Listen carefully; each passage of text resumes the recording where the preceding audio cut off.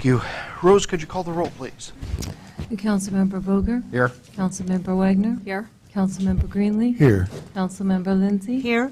Councilmember McDaniel? Here. Council Shoemaker? Here. Excuse me. And Councilmember Freeman. Here. Thank you. With that, we're going to get started with our first order of business this evening, which is the oath of office to our new and re-elected council members. I know that Judge Hagenson is here, so if we could have council members Wagner, Lindsay, and McDaniel step down towards the front of the, yes, take those with you. And Dan, if you'd come up as well. You make it? Just asking if she could get mine. Good evening, Judge. Good evening. Okay, and what we're going to do is we're going to swear everybody in at the same time, so we have a couple of blanks you need to fill in. The first one is your name, and the second is your council position number. So if you'll please raise your right hands. I state your name, do solemnly swear that I am a citizen of the United States and of the state of Washington. I, Joyce Earl Wagner, do solemnly swear that I am a citizen of the United States And the state of Washington. Washington, That I will support the Constitution and the laws of the United States and the Constitution and laws of the state of Washington. that I will support the Constitution and the laws of the United States and of the state of Washington, And will, to the best of my judgment, skill, and ability, and will, to the best of my judgment, skill, and ability, truly, faithfully, diligently, and impartially, truly, faithfully, diligently, and impartially, perform the duties of the office of City of Washougal Council Position Number perform the duties of City Council office position 4 in and for Clark County, Washington, and in Clark County, Washington, as such duties are prescribed by law, so help me God. as such duties are prescribed by law, so help me God. Okay, congratulations.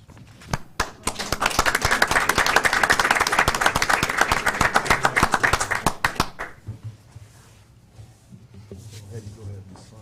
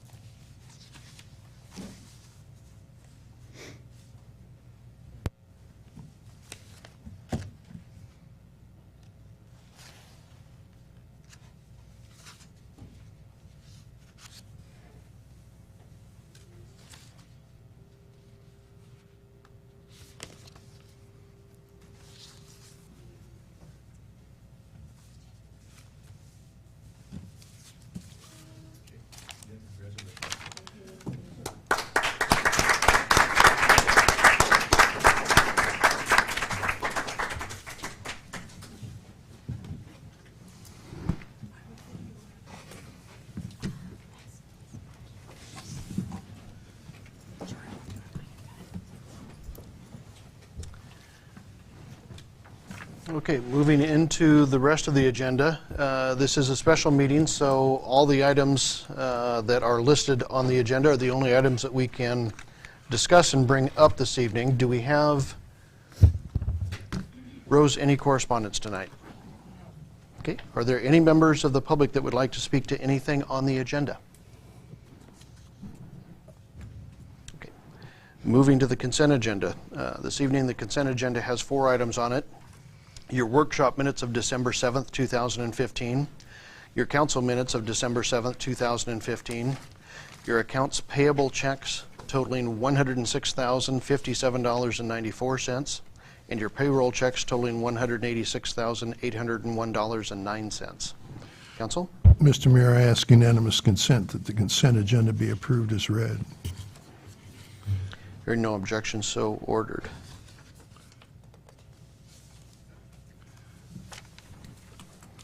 Moving to new business, we actually have 2 items this evening. Item B on our executive session, we will not do under executive session. We'll go ahead and just do it in the open session from start to finish. However, the first item is Agenda Bill 79-15, an authorization for the mayor to sign a construction contract with Ballard Marine to perform pile repair and replacement at Steamboat Landing Waterfront Park. Mr. Evers, good evening. Thank you, Mayor, City Council. In the summer of 2015, it was brought to staff's attention that the floating dock at Steamboat was hit and appeared to be damaged. We did follow up with OTAC Consulting to have them do an assessment, not only above water but below water, to get a recommendation from them. Their findings were fairly telling as far as the damage to the footings for the pilings on several of the piles. Ultimately, the dock in its current state could be a liability for the city, making this a high priority project to be completed. The in-water work within the Columbia River requires a credentialed contractor with the appropriate endorsements and credentials to perform the work, especially in water as far as the underwater welding and assembly. That window actually ends January 1st of 2016, which is really dictated by spawning that happens within the Columbia River with multiple species. And therefore, staff is recommending to proceed with the proposed contract brought forward from Ballard Marine.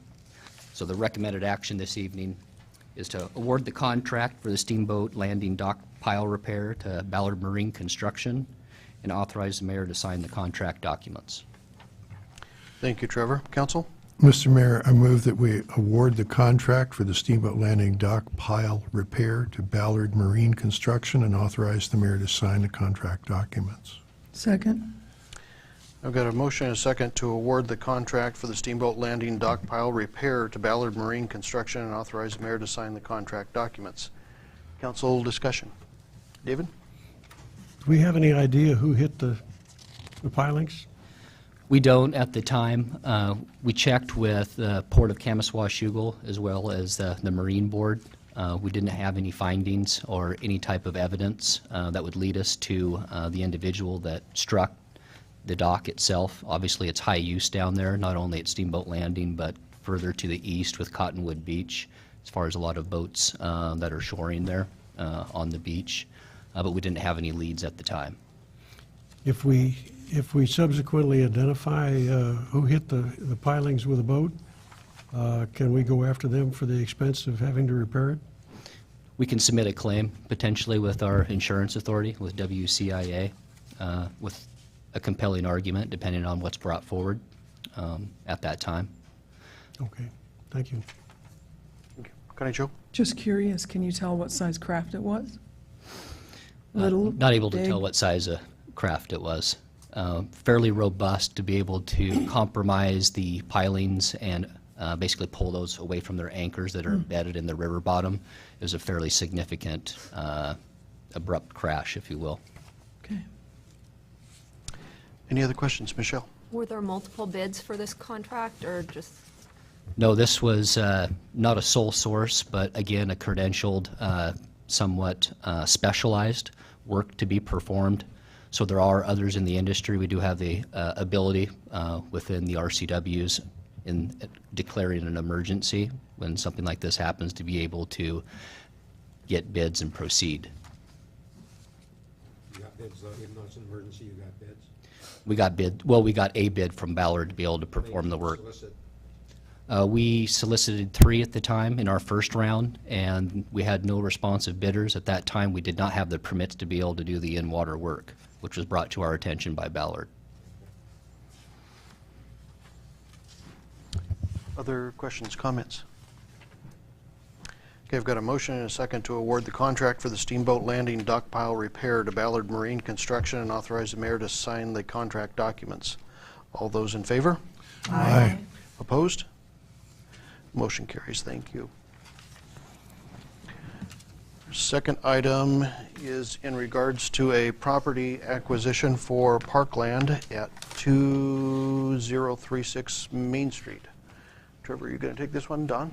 Yes. Thank you, Mayor and Council. Property located at 2036 Main Street is available for purchase, and the administration/staff would like to purchase this property to achieve an additional downtown park in the downtown core.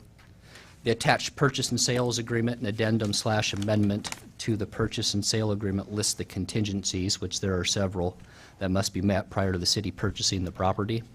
This purchase is not within the 2016 budget. However, we do have the funds available within our park impact fee funds to be able to purchase the property. The recommended action this evening is to authorize the mayor to sign the purchase and sale agreement subject to the listed contingencies within the contingency period or the feasibility contingency period that is alluded to inside the purchase and sales. Thank you, Trevor. Mr. Mayor, I move that we authorize the mayor to sign the purchase and sale agreement subject to the listed contingencies within the contingency period. Second. I've got a motion and a second to authorize the mayor to sign the purchase and sale agreement subject to the listed contingencies within the contingency period. Council discussion. Paul? I saw this for the first time maybe 5 minutes ago. What are the contingencies? Let my partner that does a lot of real estate negotiated the purchase and sale. It's pretty, and fill in, Trevor, where I don't get this, but it's pretty broad. We can basically back out for any reason. It's solely in our discretion. Hazardous substances, appraisal, appropriate governmental funding, feasibility. There's a number of contingencies there that it gives us really the power to withdraw if it doesn't look like a good situation for us. And how big is the piece? The parcel is 0.11 acres, just under 4,800 square. Okay, and the price? So the price that's shown on the purchase and sales agreement is $188,000 and change.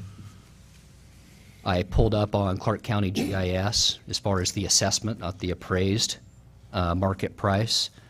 Currently, it's taxed at, in totality with land and the structure value at $145,500.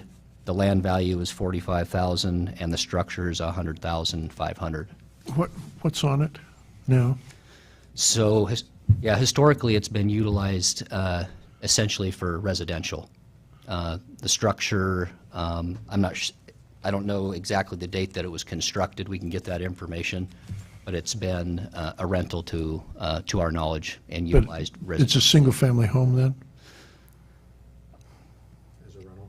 As a rental, yeah. From the curb side, you wouldn't say that it appears to be a single-family residential. It almost looks like a older, not say Grange Hall or meeting area, but it's a little bit older structure. So as far as the due diligence and the contingencies built in to make sure the structure is sound, and if there's any environmental concerns or anything that's brought forward during the appraisal process that would give us cause for concern before moving forward with the purchase and sales. Is there an urgency to this? We got this, like Paul said, 5 minutes ago. We I don't know whether to be a real estate lawyer or a councilman. I'm sorry, I can't.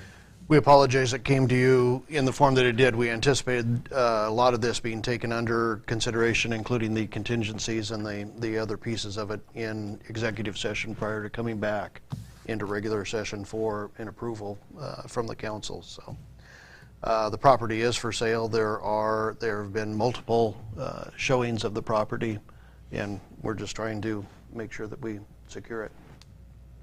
Joyce? Do we own property next to this? We have an easement next to it for what would be, at some point, Trevor, help me, I think it's listed as 21st Court.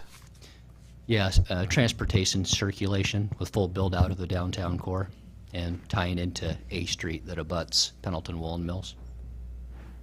Michelle? So has there been an appraisal? Have we had an appraisal of the property, or? No, with your action, we'd be ordering one. Yeah, And- the appraisal will be conducted during the feasibility contingency period. And so the 188 is the asking price currently?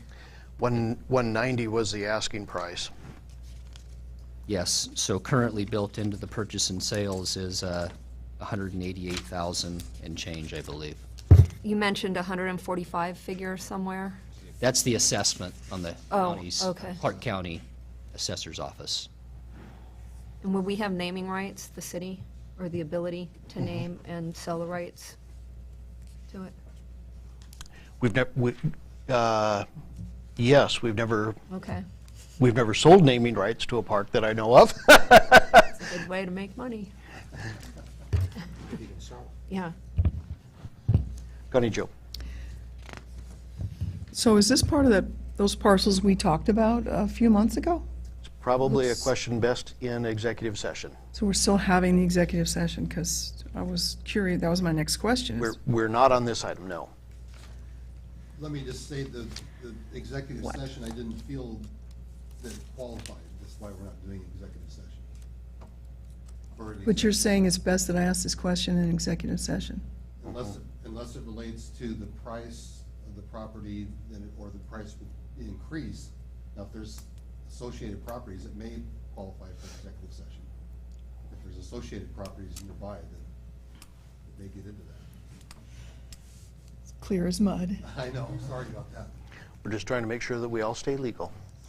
Well, if So we, we're being asked to vote that we'd like to acquire this, but we can't talk about it. To the extent that we can in the public, we can.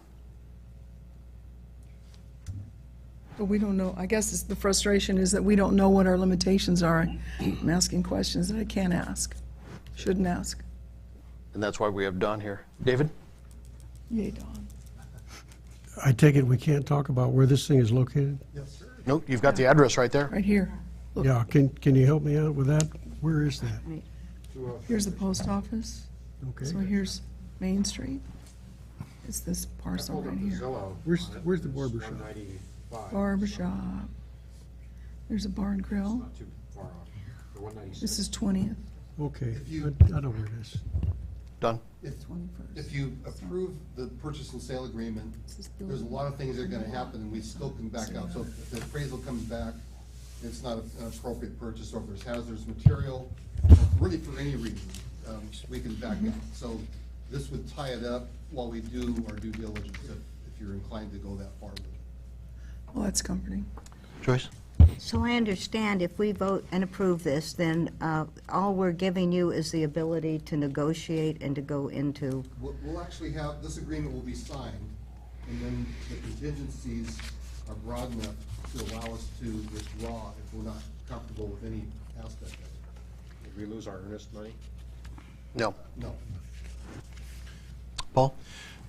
As a former realtor and appraiser and mortgage broker myself, this is not untypical of how you would, when there's a property on the market and you want to tie it up long enough to get an appraisal, to get an environmental inspection. I mean, this house is old enough that you really almost have to assume that there's lead paint in there, and how serious is that? So this is a way to tie it up, and as City Attorney English said, it sounds to me like the contingencies are such that if we aren't happy with it once we look at it in any more detail, we can conclude the deal and at no cost to ourselves, other than maybe we've paid for an appraisal or an inspection or something like that, but. The things we have to do anyway. Right, exactly. And so I support this. David? I think Michelle wanted to ask something. Oh, I just had one more question about the appraisal. If it came in significantly lower, who would be making, would that come back to council then to make that decision if, to lower the offer, or is that the administration that would decide that? This is just essentially an earnest money, and the final sale would have to go back through council. Yes. Okay. I have a series of questions that I'd like to ask, if it's all right. They'll let you know after you ask. As- Find out. As a series. I'd like to ask them as a series, is an because they answer all join question. together. Some time ago, we set aside, as far as I know, every red cent that we had in the park funds, park impact fees. And now we've got suddenly $188,000 that we can put towards this purchase. Can you enlighten me on that? Yeah, we actually didn't allocate all the funds. I believe we still had 205,000 at the time, a balance of 205,000. We appropriated them all, and the 205,000 was a line item for the opportunity as they arise, so different acquisitions or expansions of parks. And they are PIF funds. If we use PIF funds, my understanding is that if we decide it's not going to be a park, we have to repay the state. No, you'd have to repay yourself. Yep. So from general fund or from reserves to the From the general park impact. fund. Yeah, there are no state dollars involved in this. There are no PIF dollars involved? There are no state dollars involved in Oh, this. These are all okay. city dollars. All right, good. I think that pretty well covers my questions. Joyce? I've long felt that a downtown park is very important to our community, and this seems like the first step to start making this happen that is right on Main Street, that will be, enhance our city. Now I remember what it was. I hope I'm not taking away anybody else's turn here. Trevor, do we have the staff to maintain this park? We do. I mean, based on the appraisal and the actual structure itself, Jen just pulled up, it was actually constructed in 1910, so close to our incorporation date. So it's not going to require additional staff? No, not at this time. A buy and hold or placeholder to a certain extent for the planning purposes of the next stages. Not to say that the structure doesn't have value. We're going to have to confirm that through the appraisal process and the due diligence process. But at this point in time, I don't see the specific acquisition tipping the FTEs needed to maintain assets within Parks facilities. Okay, then, Mr. Mayor, I would ask, does this piece of property somehow tie in with the item that was taken off the agenda last time we met? No. Okay.